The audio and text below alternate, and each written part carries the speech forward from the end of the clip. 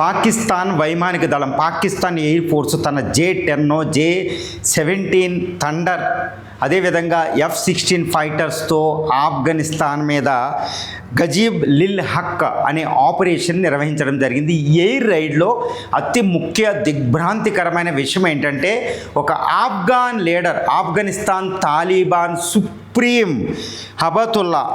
ముల్లా హబతుల్లా అకుంజాడ్ మరణించాడని తెలుస్తుంది. ఈ వార్తలు అన్వెరిఫైడ్, మరి నిజం ఎంతో చూడాలి. అదేవిధంగా ఇండియా పాకిస్తాన్ ఆఫ్ఘాన్ తాలిబాన్ ప్రభుత్వం తరపున ఇండియా పర్యటించిన అమీర్ ఖాన్ ముత్తాకి, అదేవిధంగా ఇంకా ఆధినాయకత్వం తాలిబాన్ ఆధినాయకత్వం అమెరికాను ఎదుర్కొని నిలబడిన ఆధినాయకత్వాన్నే టార్గెట్ చేసింది. పాకిస్తాన్ ఎయిర్ ఫోర్స్ ముఖ్యంగా అసిమ్ మున్నీర్ వీళ్ళనే టార్గెట్ చేసేసాడు. వీళ్ళు ముఖ్యంగా కాందహార్ రాజధాని కాబూల్ పట్టణం ఉన్నప్పటికీ వాళ్ళు కాందహార్నే అడ్డాగా చేసుకుని కాందహార్లోనే నివసిస్తూ ఉంటారు తాలిబాన్ ఆధినాయకత్వం. వాళ్ళు ముఖ్యంగా కెమెరాల ముందు కూడా వాళ్ళు రారు. ఇప్పుడు కూడా ఈ ముల్లా హబతుల్లా అకుంజాడ్ ఫోటో ఎక్కువగా బయటికి దర్శించదు. ఈవెన్ ఆఫ్ఘనిస్తాన్లో తాలిబాన్ ప్రభుత్వం ఏర్పడినప్పటికీ కూడా ఆయన ఎక్కువగా బయట మీడియాలో కనిపించరు, బయట ఫోటోలు కనిపించరు. అంతర్గతంగానే వాళ్ళు ఉంటూ ఉంటారు. ముఖ్యంగా ఈ అమీర్ ఖాన్ ముత్తాకి భారత పర్యటించిన వాళ్ళు కామర్స్ మినిస్టర్ వీళ్ళే ఎక్కువగా ప్రాతినిధ్యం వహిస్తూ ఉంటారు. జెనీవా వెళ్ళినా UN వెళ్ళినా ఎక్కడికి వెళ్ళినా.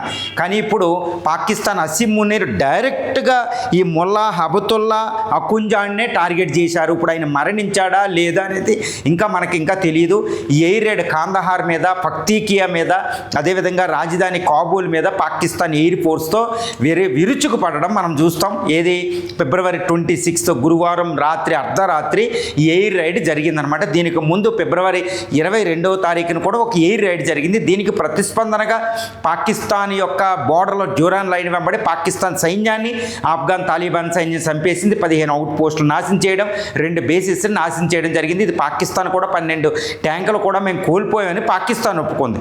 ఇప్పుడు ఈ ఎయిర్ రైడ్లో ముఖ్యంగా 133 మంది తాలిబాన్ సైన్యం చనిపోయినట్టు, 200-300 మంది గాయపడినట్టు ఆఫ్ఘనిస్తానే చెప్తుంది. అంటే ఒక భీకర యుద్ధం జరుగుతుంది. ఈ భీకర యుద్ధంలో తాలిబాన్ నాయకత్వాన్ని ఈ అసిమ్ మున్నీర్ టార్గెట్ చేయడం అనేది చాలా ఆందోళనకర విషయం.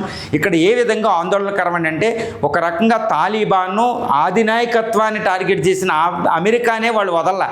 అంతటి డేంజరస్, అంతటి పౌరుషంతో ఉంటూ ఉంటారు తాలిబాన్ పఖ్తూన్ సైన్యం. ఈ పఖ్తూన్ సైన్యం మీద లీడర్ని టార్గెట్ చేయడం అంటే ఇక పాకిస్తాన్ సైన్యాన్ని వాళ్ళు మాత్రం ఎట్టి పరిస్థితుల్లో వదలరు.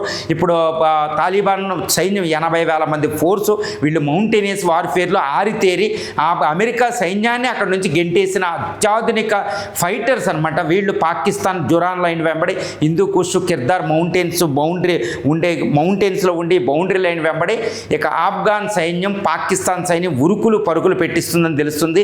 వీళ్ళు ఎవరు చెప్పినా సీజ్ ఫైర్కి లేదు, వాళ్ళు దాడి చేసేటట్టు ఉన్నారు. ఒకవేళ ముల్లా హబతుల్లా అకుంజాడే మరణించి ఉంటే మాత్రం ఇక పర్మనెంట్గా ఇప్పుడు ఒక రకంగా వాళ్ళు ఎప్పుడూ కూడా పాకిస్తాన్ అంతు చూసేవరకే ఈ తాలిబాన్ ప్రభుత్వం ఉండదు. ఎందుకంటే అమెరికానే అంతు చూసింది తాలిబాన్ అనమాట. కాబట్టి తాలిబాన్ చేతులు ఇక పాకిస్తాన్ సర్వనాశనం అన్నట్టు తెలుస్తుంది. ఇక ఓపెన్గా వాళ్ళు బలూచిస్తాన్కి సపోర్ట్ చేస్తారు. ఓపెన్గా వాళ్ళు ఈ తెహ్రీక్ తాలిబాన్ పాకిస్తాన్ అనే తీవ్రవాద వర్గానికి పాకిస్తాన్ చెప్తున్న తీవ్రవాద వర్గానికే వాళ్ళు సపోర్ట్ చేసేస్తే ఇక పాకిస్తాన్ సర్వనాశనం ఇక్కడ Balochistan north western frontier province రూపంలో జరిగిపోతుంది అనేది అందరూ ఊహించవచ్చు. ఎందుకంటే తాలిబాన్ నాయకత్వాన్ని అటాక్ చేయడం అంటే అది సామాన్యమైన విషయం కదా. అది కూడా పాకిస్తాన్ని అటాక్ చేసిందంటే ఎట్టి పరిస్థితుల్లో తాలిబాన్ ఇక పాక్ సైన్యాన్ని పాకిస్తాన్ యొక్క అసిమ్ మున్నీర్నే టార్గెట్ చేసే అవకాశాలు ఇక్కడ మనకు పుష్కలంగా అనిపిస్తున్నాయి.